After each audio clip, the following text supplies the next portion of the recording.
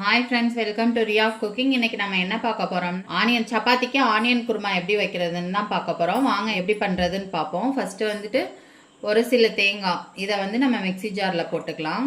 இதோட 2 ஏலக்காய், ஒரு சின்ன பட்டை, ஒரு கிராம்பு சேர்த்துக்கலாம். ஒரு அரை ஸ்பூன் சோம்பு சேர்த்துக்கலாம். ஒரு துண்டு இஞ்சி, ஒரு 4-5 பூண்டு.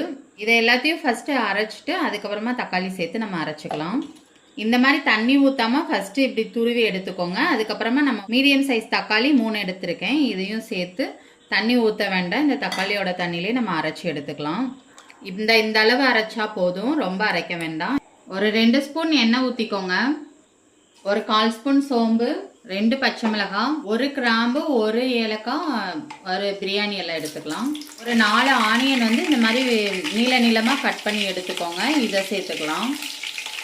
இப்போ தேவையான அளவு உப்பு சேர்த்துக்கலாம். கண்ணாடி பதம் வர அளவுக்கு நம்ம இதை நல்லா வதக்கியாச்சு. இந்த அளவு வதக்கிக்கோங்க.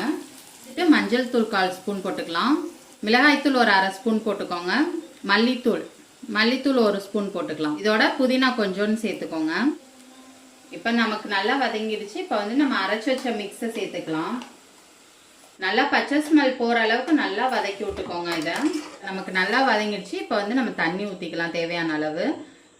கொதிச்சு வரட்டும், எப்படி இருக்குன்னு பார்ப்போம். சூப்பராக நமக்கு ரெடி ஆயிடுச்சு பாருங்கள், எவ்வளோ அழகா. இதே மாதிரி நீங்களும் ட்ரை பண்ணி பாருங்கள். அட்டகாசமான ஆனியன் குருமா சூப்பராக ரெடி ஆயிடுச்சு.